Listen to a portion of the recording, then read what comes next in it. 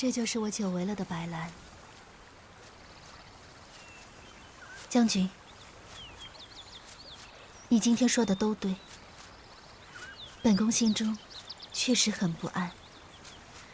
玉安宫中的形势，可能比你我想的更复杂。公主有什么话就说出来吧，说出来会轻松一些。我的王兄刚刚驾崩，贵丞相就把本宫从大梁接回来执政。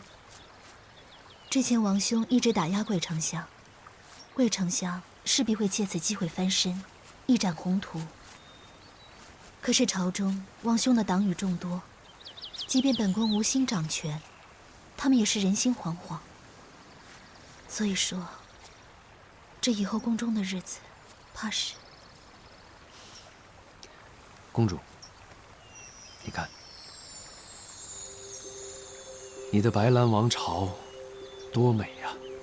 这些山川河流都是你的，百姓们。宫中的每一个臣子，也都是你的。将军的意思是，白兰多年军力薄弱，无将可用，故外不可攻。目前，公主朝中无人，依附于贵家，内不可乱。公主回去之后呢，需要做好的是一个守字。守住你的江山，守住你的百姓，守住你自己。公主，难道你不是这么想的吗？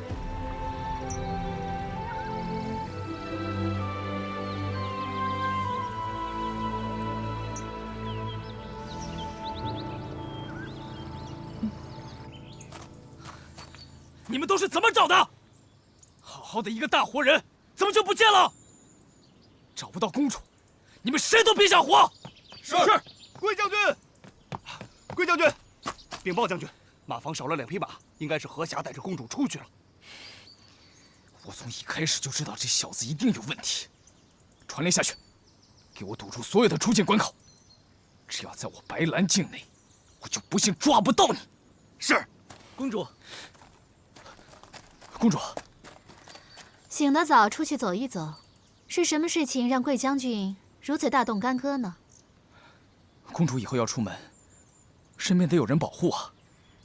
这是我白兰的境内，又有何将军的保护，有什么好担心的？休息片刻，稍后出发。是。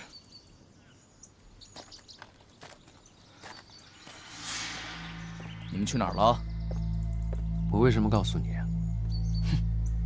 我警告你，别打公主的主意。你只是一条无家可归的流浪狗，公主只是可怜你而已。总好过讨厌。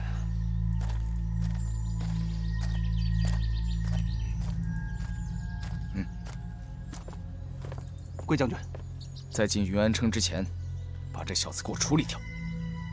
这小子还有点功夫，不要硬来。是。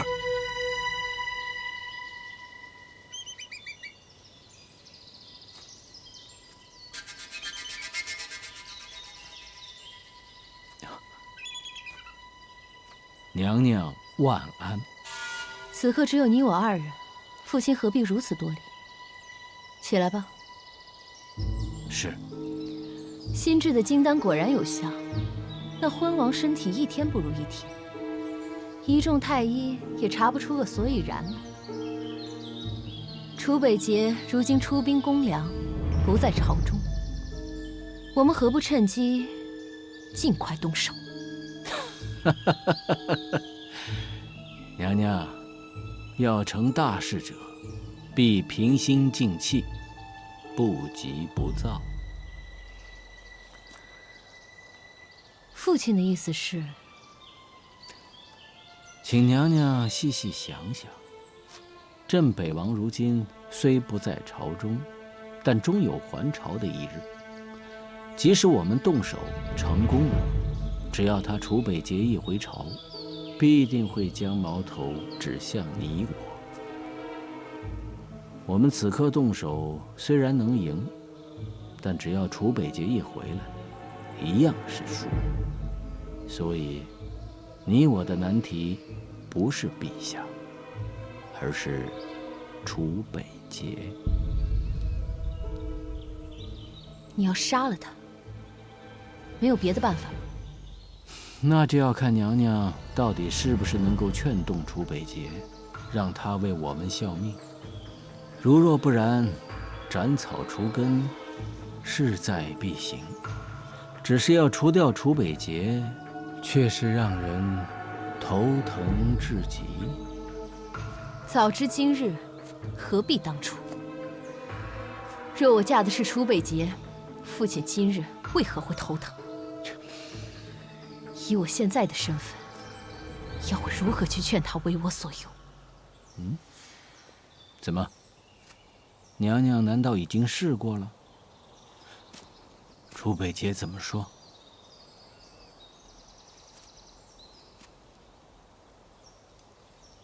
你知道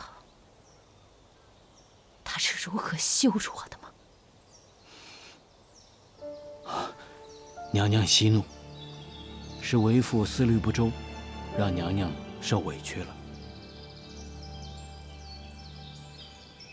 娘娘如今是千金之躯，能够纡尊降贵去拉拢他，实在是天大的面子。只怪那楚北杰不识好歹，罪该万死。娘娘放心，一切交由为父处理。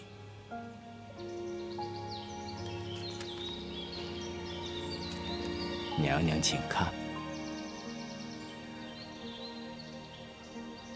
这是梁王托人给为父捎来一封信，他竟有一个绝妙的主意。楚北杰现在正在与梁王开战，是下手的好时机。事情我已经交代给下面，娘娘放心，绝不会脏了娘娘的手。为父告诉你，只是让你心中有谱，必要之时，能替我牵线搭桥，推波助澜。借刀杀人？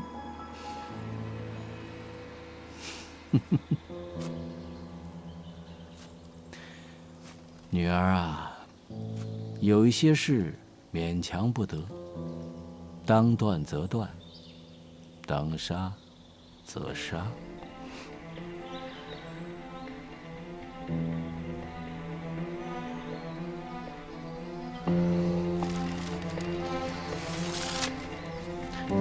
娘娘，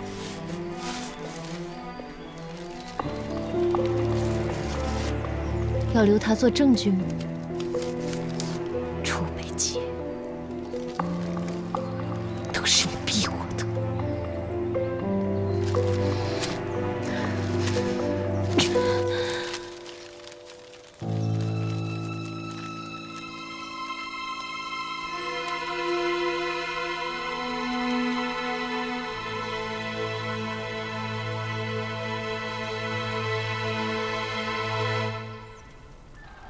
白姑娘，晋军就在东南方向50里外扎营，堪木城已经布防完毕。就算晋军进攻，我们也能抵抗一段时间。堪木城上下所有将士一定会不惜一切守城，就等姑娘的计划成功，大晋王宫内乱，楚北杰就会退兵。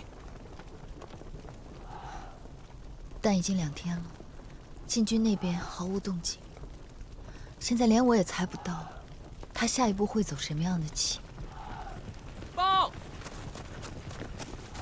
单将军，白姑娘，经我方侦查，晋军每天正常休息，但有一小波步兵每天清晨进入百里茂林，深夜才回来。又是百里茂林。楚北杰派人去百里茂林干什么？可有相关百里茂林和堪布的典籍？有，我回头让人给姑娘送过来。百里茂林，楚北杰做任何事情都有他的目的，我们也不能松懈。将军，可否立刻派1队士兵悄悄进入百里茂林查探？我立刻派人去查他。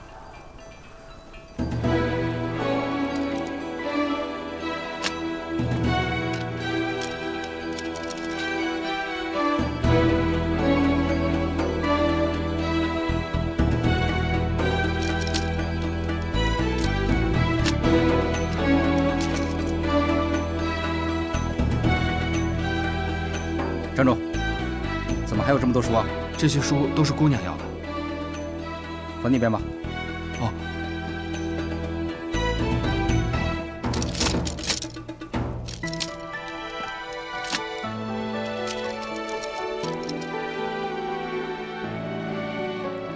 哎，姑娘看书好快呀。对了，一目十行。先下去吧。哦。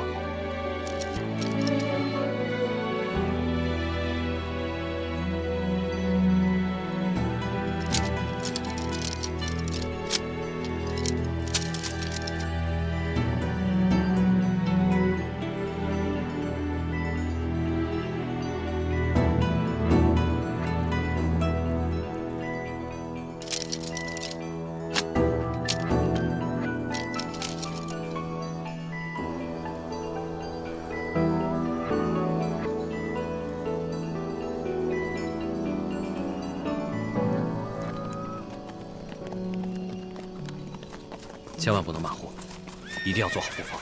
好，将军，白姑娘起了吗？白姑娘一夜未眠。什么？一夜未眠？我真担心白姑娘的身子挺不住啊。找到了，找到了！我知道了，是毒蜂。毒蜂？上将军，请看，这典籍中早有记载，百里茂林中有一种特殊的毒蜂。它毒性奇强，可以夺人性命。之所以生活在百里茂林，是因为百里茂林里有他最喜欢的三花树。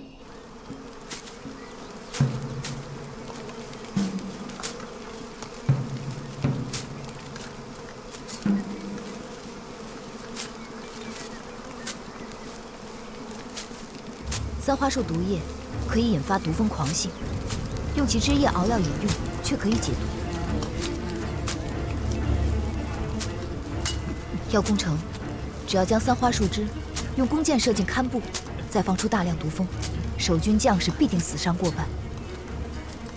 等毒蜂进去后，晋军再上，即刻便可突破梁军的最后一道防线。不过，从前要进入百里茂林的人，都会以三花树枝叶煎药服用，以防备毒蜂袭击。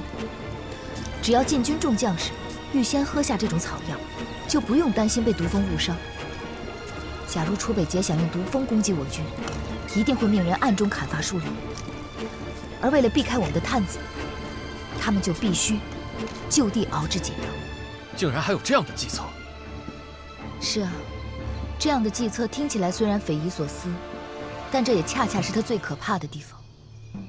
楚北捷最擅长的就是因地制宜，擅长用最少的兵力达到最好的效果。战神这个名号也不是浪得虚名的呀。沙场上能和这样的良将为敌，也不知道是幸运还是不幸。那接下来我们该怎么办？是。将军，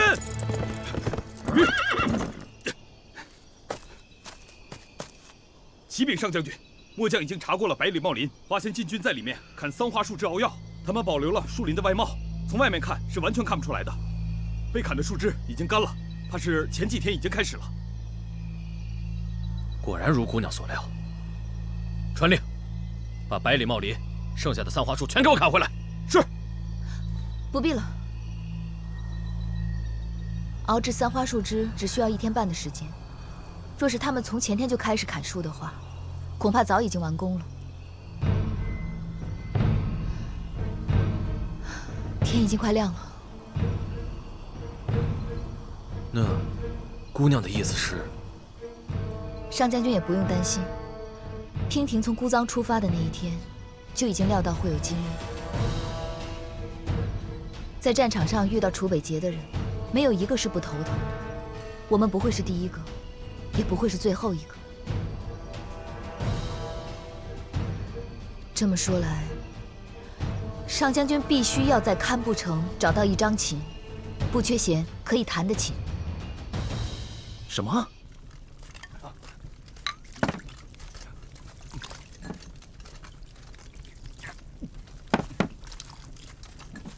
每个人都喝啊！是。好，都喝了。是。不然会被毒蜂蛰的。是。喝完之后去那边取剑。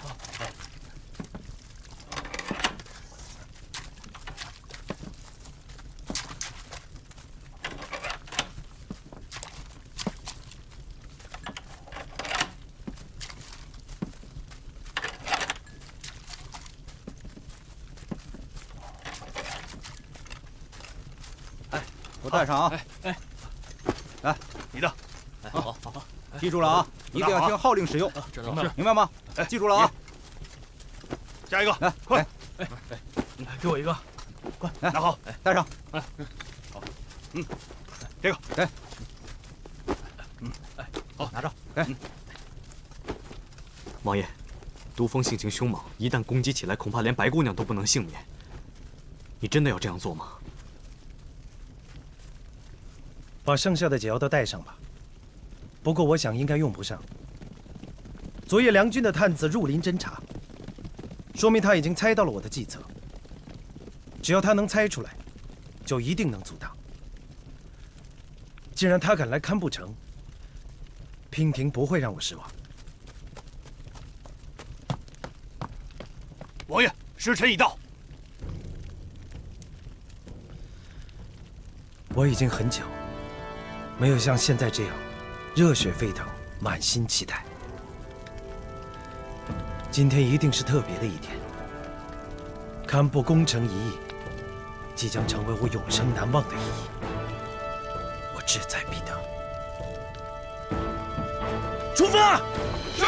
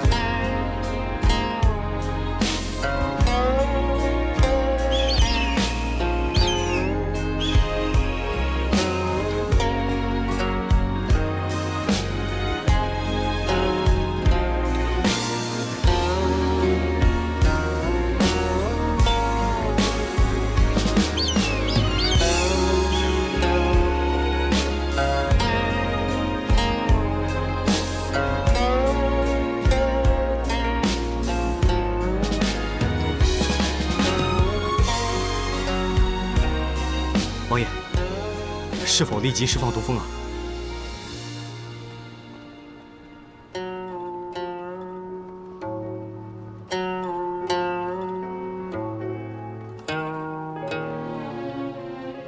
暂缓。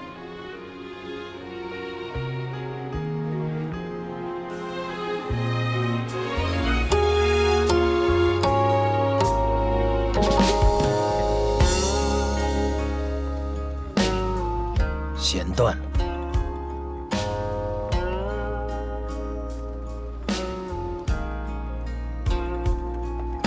王爷，这是第2根了。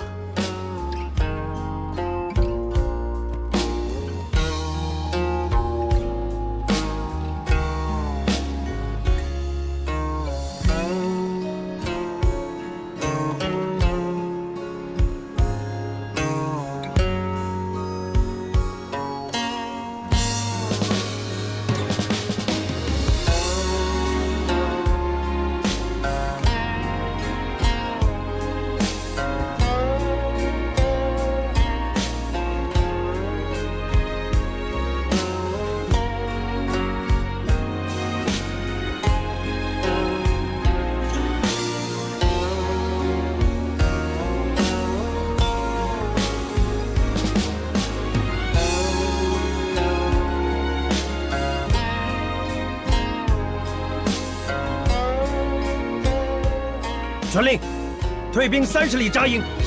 是。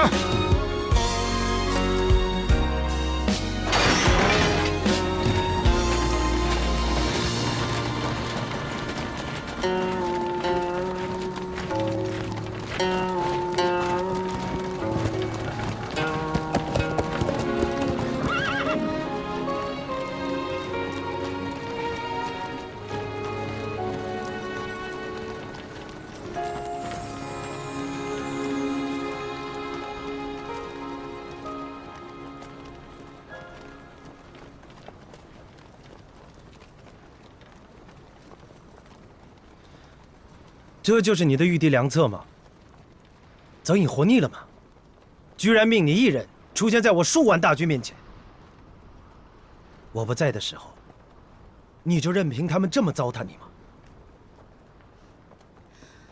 王爷，娉婷才是这一场仗的主帅，和泽隐将军没有任何的关系，又何来糟蹋一说呢？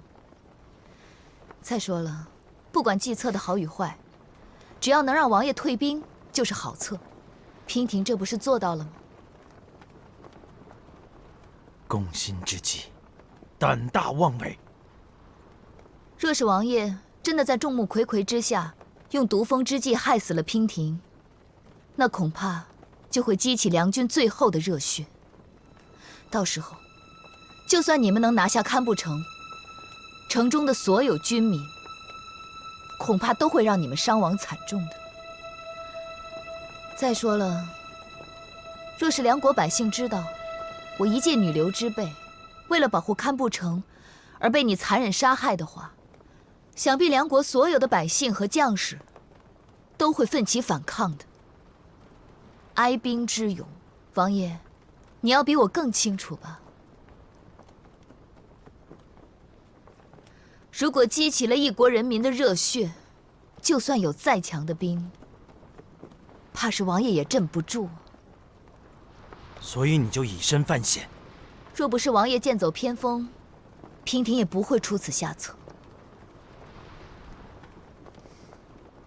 确实是下策。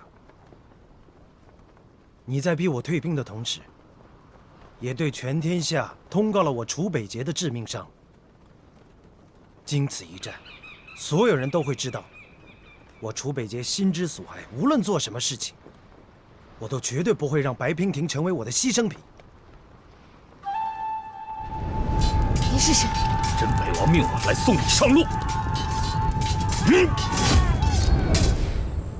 不会让我成为牺牲品。娉婷原以为王爷之言句句真心，没想到也只能付之一笑。王爷如此哄我，难道是因为怕输吗？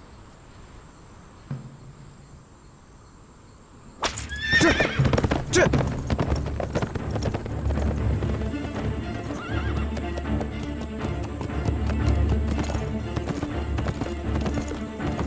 本王问你，晋梁大战与你何干？为什么要帮大梁人？大梁并没有去截杀大晋的商队。没有？没有。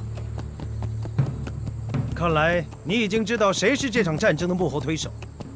若是大晋主公无心侵占，又有谁能推得动呢？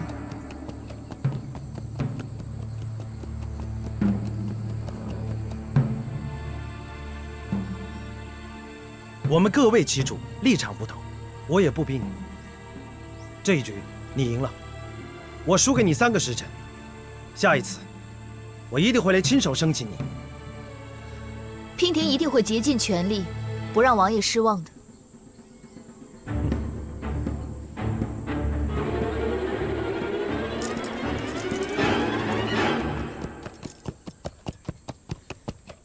堪布城已经是一座空城了。而梁军也转移到百里茂林。你的空城计已经唱完了，还一个人留在这里干什么？这里离百里茂林不近，上马吧，我送你一程。多谢王爷好意，不用了，娉婷自己会走。3个时辰之后，我们才是敌人。到时候我可不会手下留情。嗯。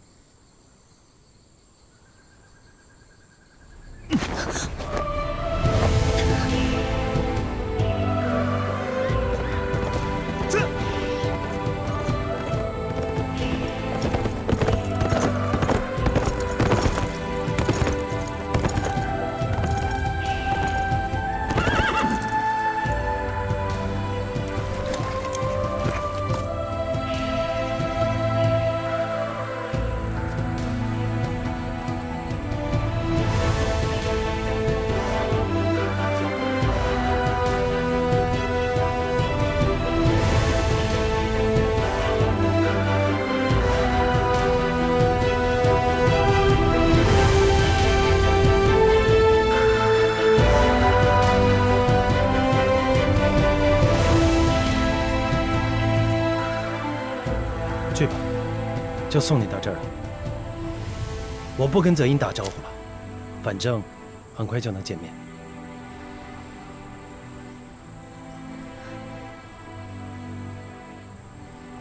怎么这么看着我？舍不得？还是想跟我一起走？我只是在想，你是我遇到过的最可怕的敌人。完全看不透你心里到底在想什么。我的心对你完全敞开，就看你愿不愿意进来看看。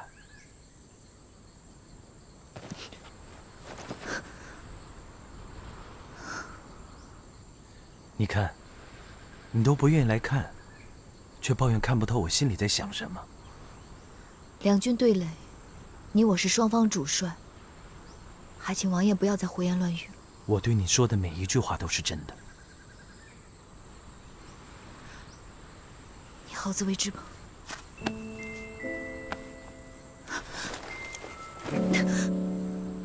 放开！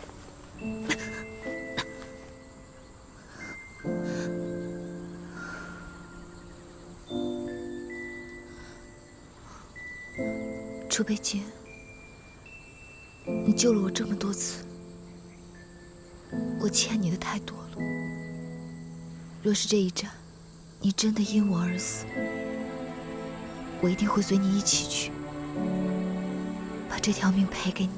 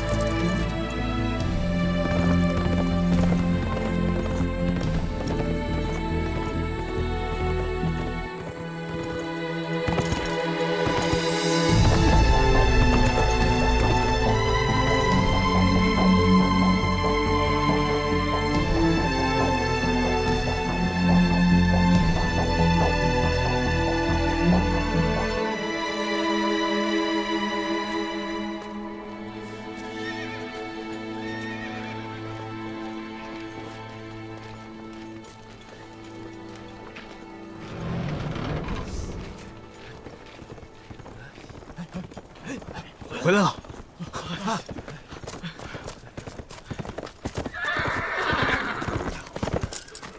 王爷，你可算是回来了。刚才白姑娘那招真是太险了。假如王爷出手，岂不给世人留下用毒物加害手无寸铁女子的印象吗？王爷一代名将，光明磊落，一旦蒙羞，那岂不是严重打击了我军上上下下如虹的气势吗？真想不到，白姑娘不出手则已，一出手便不留余地。还好你没有下令攻城。即使没有这些理由，本王也不会下令攻城。失去白娉婷，将是我楚北节最大的遗憾。区区一座堪布城，怎么能记他半根头发？不，那王爷，那咱到底打还是不打呀？打！3个时辰之后出兵。不对啊，王爷。即使不用毒蜂，只要白姑娘孤身站在城楼上，我们便发动不了进攻。仅仅是射在城楼上的乱箭，也能置她于死地啊！谁说我们要攻城了？啊？不攻城了？命所有士兵备足粮草饮水。我们要进入百里茂林。百里茂林？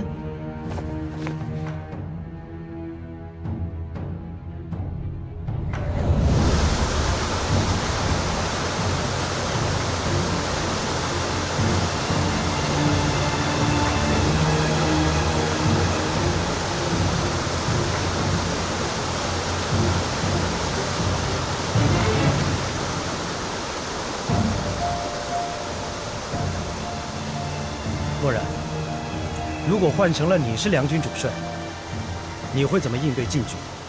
王爷，行军打仗在外扎营，向来都选择靠近河流小溪的地方。为了方便士兵战马取水饮用，会抢先站稳水源，在水中下毒，让敌军失去战斗力。之后再利用山林掩护，分拨游击，阻止我军上山。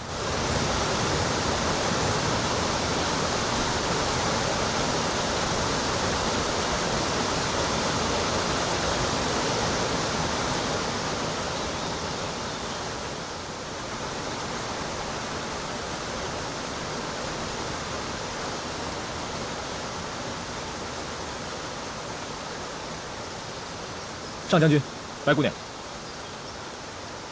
楚北捷已带人入林，现已至点清峰山下。点清峰下，我刚正与上将军商量，他在点清峰山顶扎营坐镇。这里便是点清峰6条清泉的水源。若寒将军，你现在立刻派人去山腰处，在这6条清泉中下毒，断了敌军的水源。白姑娘好计策。楚北捷初入百里茂林，对当地的地势并不了解。我们在他们弄清楚之前，先在水中下毒，一旦断其水源，他们一定支撑不了多久。到时候无法找到无毒的水源，怕是军中只会奄奄一息，军心涣散。到时候我们在天色的掩护下率军杀入，也让楚北捷尝尝我们大梁男儿的厉害。点清峰是百里茂林的制高点，也是山中所有水系的源头。梁军帅帐定会驻扎在山顶，传令下去，禁止任何人饮用山间泉水。战争，战的是人，算的是心。我这一招啊，若是用在别人的身上，定能成功；可若是用在楚北捷的身上，我也没有几分把握。姑娘，为何用在别人身上可以，用在楚北捷身上就不行了？只因为他是楚北捷啊。若我们的对手不是楚北捷，早就不用在这里苦战了。百里茂林沿堪布山脉延绵近百里，范围极广。即便梁军有5万之多，可一旦藏进茂林之中，若按寻常方法寻找，我们要知道他们的踪迹也难如登天。楚北捷思虑周全，他出来堪布，就在百里茂林吃了我一次亏。之后就立刻想到用百里茂林来反攻，还想到了用毒蜂攻城这个计策，害我们险些中计。如今，他又怎么可能不派人先探查清楚，掌握百里茂林的地形？漠然，你将我军兵力分为6支，互为养护，互通信息，分别沿点清峰的6条水脉建立营地，但不能扎营。梁军必定会派探子在外游弋，我们只需要在他们面前出现，他们就会主动来袭，等蛇出洞，给他一个迎头痛击。若是我们以为仅仅占据了一个水源就能让楚北捷栽跟头，那今晚被俘的可能就是我们。姑娘说的对，是我们想的太少了。将军，还请你立刻派几拨人出去探查敌军在哪里扎营，一旦有消息就立刻汇报。越是在这个时候啊，我们就越是要仔细小心。王爷，这是诱敌之计，风险也未免太大了吧？即便我军沿着河流建造营地，这也只是在撞运气，更不可能知道他们在短时间内会攻击我们。王爷，此计最适合与敌军周旋，但是我们的粮草和饮水都很有限，一旦耗尽，岂不是正中敌人的下怀吗？王爷，为什么不速战速决？如果能不战而速决，岂不更好？不战速决？除此之外，我军还应该派出小股的队伍，在山林里四处散开，去搜索敌军的踪迹。一旦发现敌营，就从四面八方开始骚扰，这样也可以模糊敌军的视线，让他们不知道我们到底在哪里扎营。在骚扰之下，也可以让敌军分身乏术，以拖延时间。我们已经切断了敌军的水源，再加上这样的拖延战术，此战便已胜了大半。若寒明白。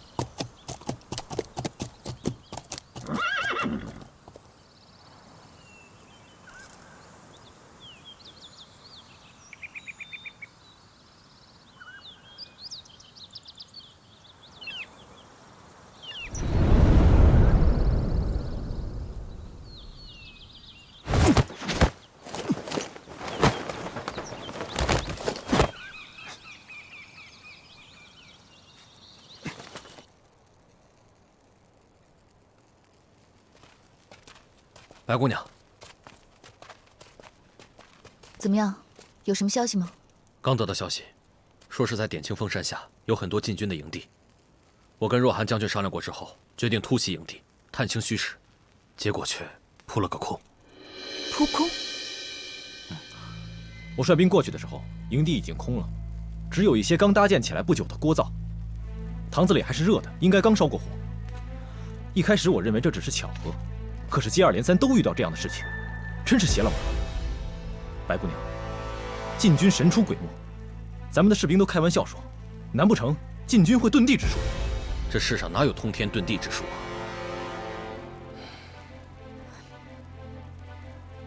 不对。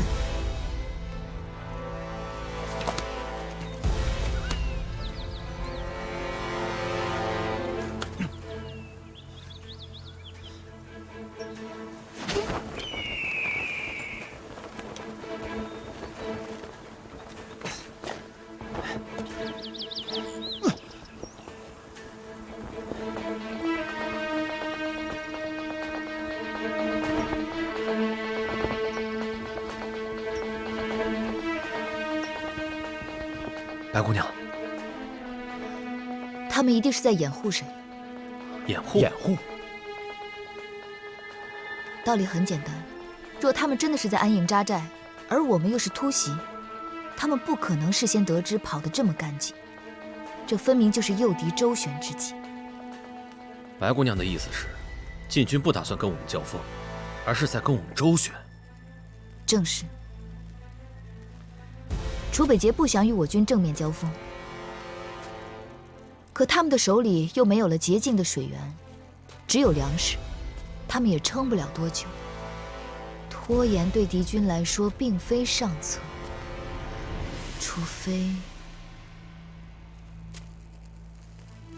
除非他们是在声东击西，吸引我们的注意力。他们到底是在掩护谁呢？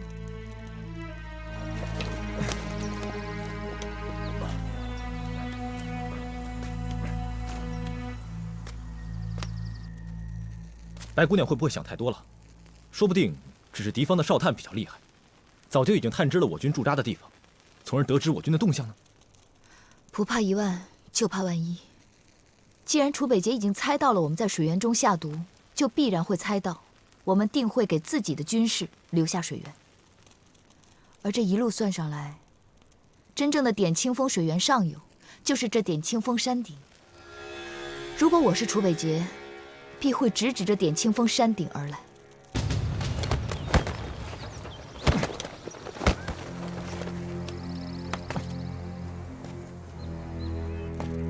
可点清峰的半山腰早已埋伏着我们的人，若楚北捷带人上山，立刻会被发现，又何来掩护之说？上将军，这点清风除了我们的步兵之处，还有没有别的路可以上山顶？有，云崖索道。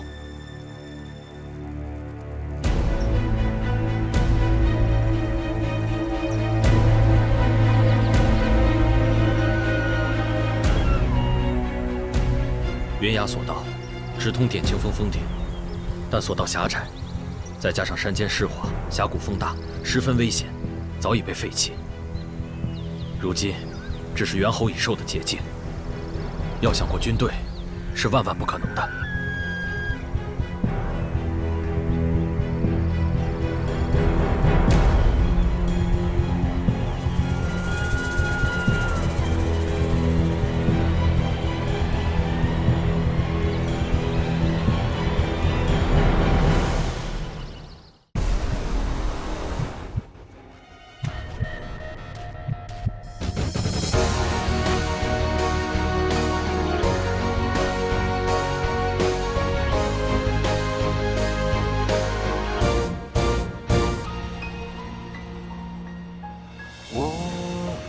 隐藏着目光，待天下风起云涌时狂放。